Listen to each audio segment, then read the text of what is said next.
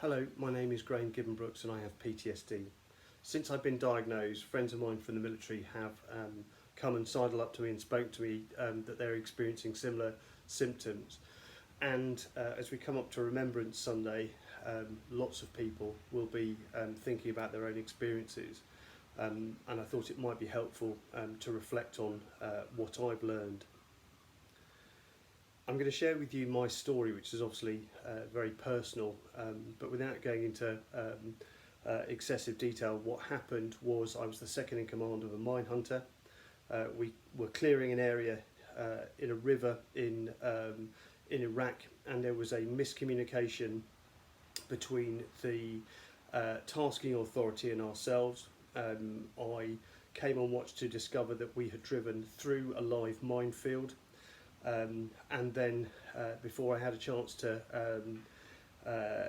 act, we drove back through the same minefield, which is analogous to dressing as a Dayglow Morris dancer and dancing through an ambush, turning round and then firing up the squeeze box on the way back through. At that moment, my life changed, and prior to that, for 3 years prior to that, I'd been a qualified mine clearance diving officer, so an underwater bomb disposal officer. I had been in Londonderry when the Omar bomb went off. 2 days later, I was diving on a live metal detecting mine in zero visibility. They're firing artillery over our heads in 5 knots of tide, and I don't have a problem with any of those things. What was it about that particular incident that gave me PTSD? Well, as it happened, it was because my core values ripped. Unbelievably now, my reason for going to war in Iraq was to save the people of Iraq from the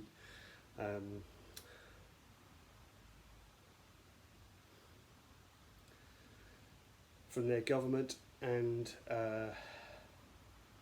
in an instant I realised that I couldn't even keep my own men safe. I couldn't have stopped the danger, and I lost faith in the command structure above me. And that's very difficult because I'm also fiercely loyal to that, to the command structure, and so my core values ripped. Now the bottom line is, you will have made a judgment whether I should or should not have PTSD, and ultimately it doesn't really matter what I think or what you think. You don't get to choose PTSD. PTSD chooses you. So PTSD does not give a rat's arse whether you think you should have it or not. PTSD doesn't care whether there are other people who are worse off than you. Essentially, you either have it or you don't. It's like falling off a curb and breaking your femur, and you can rationalise as much as you want that you shouldn't have broken your femur falling off a curb, but you look down and see that your leg is at 90 degrees, you don't get a vote. You either have it or you don't. The other myth is that this gets better, that you can walk it off or you can man up and just get on with it.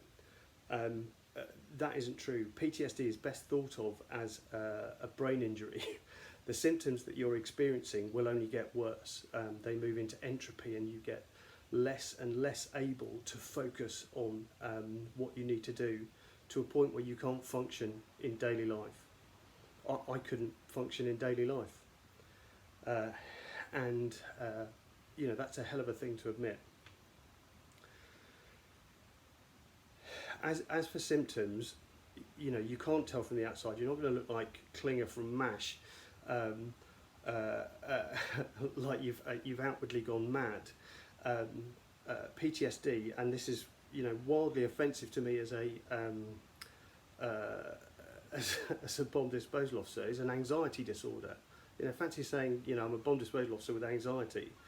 That's a kind of a misunderstanding. It's It is anxiety, but it is better thought of like a war boner. You are permanently ready for action. You are seeing danger where there is no danger. When my boy was little, my son was little, we were in Tesco's and we had come over the announcement over the tannoy, code red, and I picked my son up and ran out of the store with him, and that turned out turned out to mean that all the checkouts were full. But when you're living on such high alert all the time, everything looks dangerous, and the longer you leave it, the worse it gets. There will be trigger times, specifically like coming up to Remembrance Sunday, which is really difficult, and you can try and push it out of your mind, but in the background your mind will be spinning up, and you'll find that the anxiety comes across as either numbing activity, so things like, I go on Facebook and I'd spend hours and hours and hours on Facebook as a numbing activity, or getting really, really busy. When I first came back from Iraq, I renovated the house. I'd got such a lot of symptoms when you look back, that it should have been obvious earlier.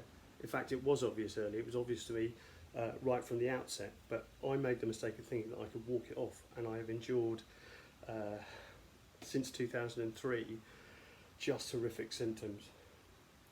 The main one that you'll notice is being revved up and keyed up and feeling like you are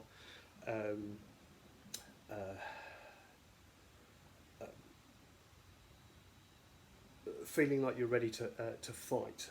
It's aggression, and towards the end, before my girlfriend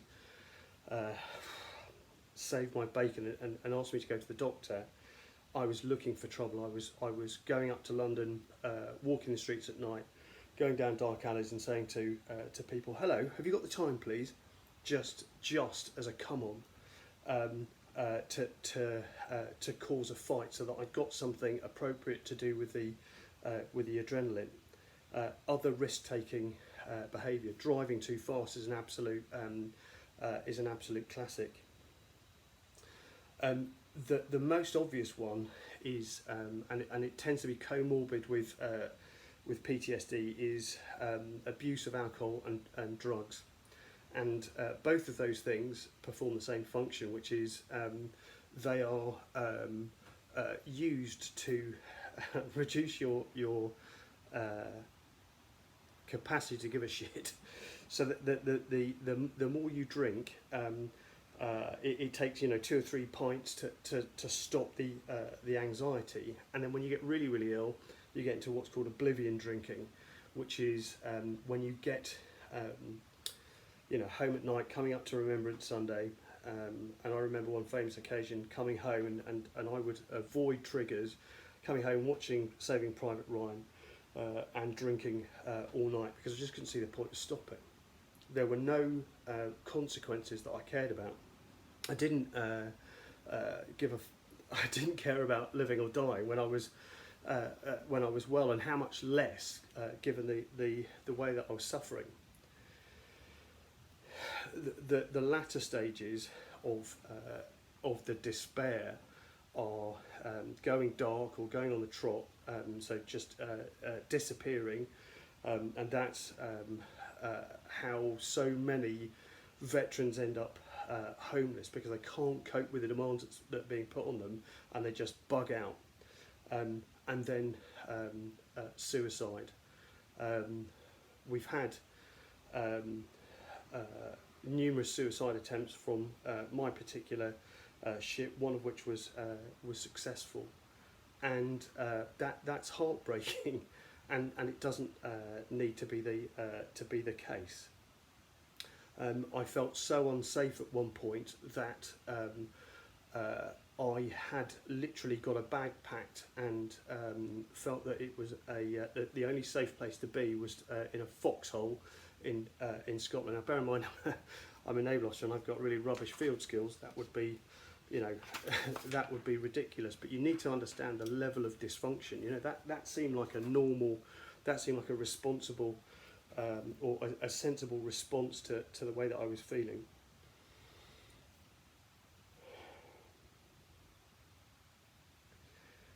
You do have the option not to get help.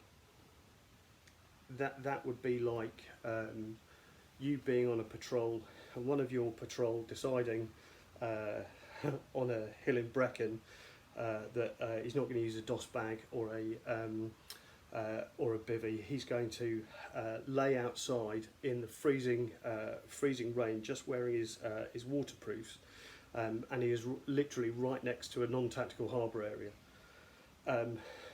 It isn't heroic; it's stupid, and you are potentially causing a burden for everyone else by trying to be stoic. You know, you cannot walk this off. You can't walk it off. You don't get a vote. It doesn't matter whether you think you should have PTSD or not.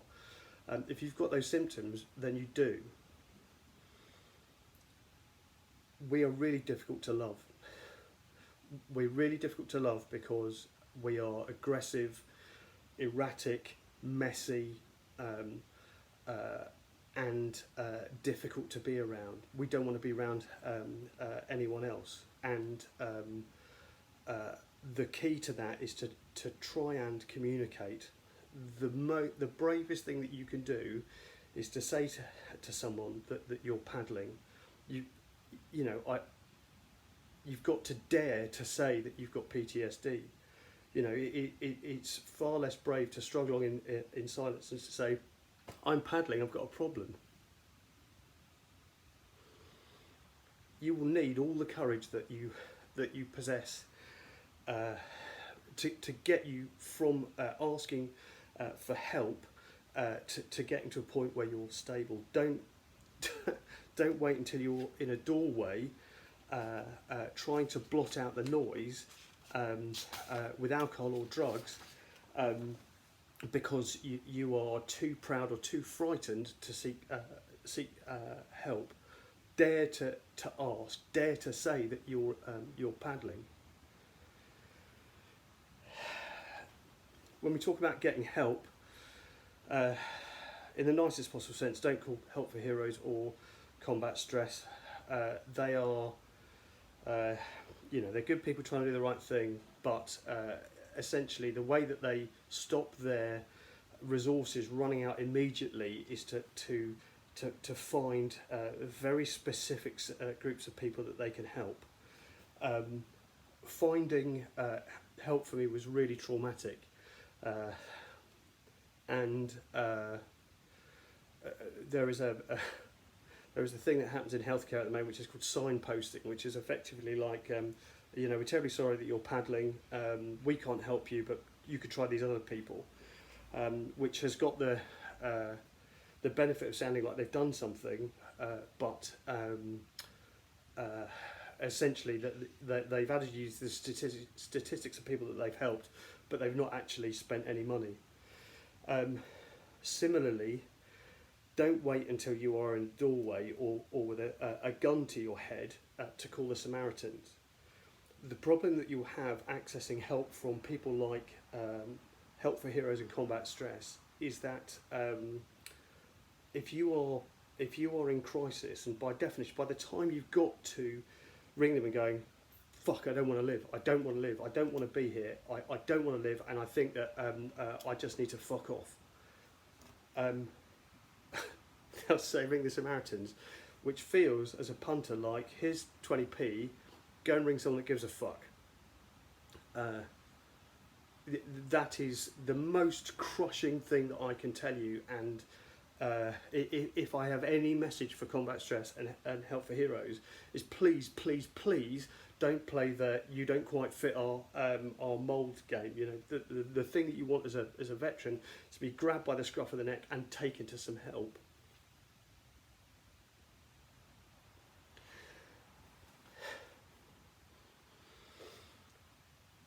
where do you get help?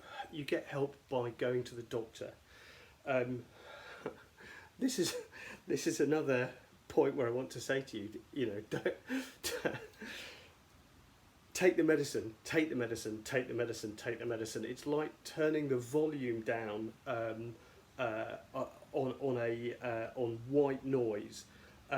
You're not helping anyone. You're that dickhead laying on the ground in Brecon trying to be stoic by not taking the medicine. And if you don't take the medicine for yourself, take it for the poor civvy that you're going to mallet for bumping into you in the supermarket, or much worse if you're in the pub and pissed and feeling really aggressive. Take the medicine. Go and see the doctor. Tell him you're paddling. Go take the medicine. The people who will save your life, the best service out there, the people that won't turn you away are the NHS service TILS, the Transition Intervention Liaison Service TILS. Get hold of them. Now you can go to the Veterans Gateway, but the Veterans Gateway essentially is one great big signpost. So there's no actual help there. There's just lots and lots of people you can ring who'll say, yeah, we can't help you, but try these other guys. TILS won't turn you down. So I strongly suggest you get hold of TILS. The other thing is having a partner or a brother, and I'm lucky to have both our parents that you can that you can rely on. Lots of people don't have that. I suffered in a marriage where my wife didn't give a single fuck.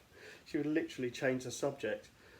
If you're in that situation, go and find somebody else that cares enough to listen to what you're saying, and that cares enough to help you and grab you by the scruff of the neck and pull you to help. I ought to just mention that the tick, your effectively when I do the tick, it's my amygdala firing, so it's a signal from nowhere that I'm in danger, which I'm not. The gap in between you seeing TILS, or you admitting you've got a problem and going to TILS, you can and should try the breathing and meditation apps. I use the Calm app, but deep breathing fools your body into reducing the amount of adrenaline that's pumping around your body. It's really good up until a point. If you find yourself in a situation where breathing and meditation is a bit like firing a spud gun at a charging rhino, you need to go for a walk or go for a run if you're capable. Thank God for Duncan Bannatyne's Veterans with PTSD offer. He has made available some places for veterans with PTSD. That is the best thing that you can possibly do. The thing that you need to do for yourself, where you're going to need all the courage and commitment and focus, is on self-care. And there is nothing better for you than hard physical work. I was very lucky in that just recently I was working for a fellow clearance diver, and I had 6 glorious months of extremely hard work, digging and moving pallets as a bomb disposal officer. So physical exercise is absolutely the key. When you're very stressed, sex is fantastic, even if it's with yourself. But effectively, what that means is you've got to do something with the adrenaline. Otherwise, it's going to eat you alive, or you're going to douse it in alcohol. The point about alcohol is it's really effective. It's really effective at making you not care and damping down the anxiety. The problem is that all you're doing is borrowing fun from the next day. You're borrowing serotonin from the next day, and the next day will just be grim. You'll find often that you feel like shouting or smashing your house up. And I've I find that shouting in the car is quite good. Be aware though that is like scratching a mosquito bite. It feels really good at the time, but in reality, it's it's pretty bad. You'll find that you need alone time. You'll find that you need time left to yourself. Uh, and that's fine. I've got a van and I have got a private place where I can go. I can get in the back of the van and be left the fuck alone, and that's invaluable.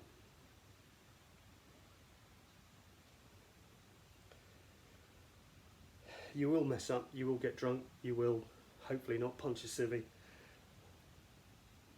Take it easy on yourself. This is essentially about self-care, and if you take the leadership model of task, team, individual, we are as military people rubbish at looking after the individual. This challenge is all about you. It is all about your welfare, your self-care, and your ability to take your needs seriously. If there is any doubt that you've got PTSD, there's no doubt at all. Dare to tell somebody that you're paddling. Good luck.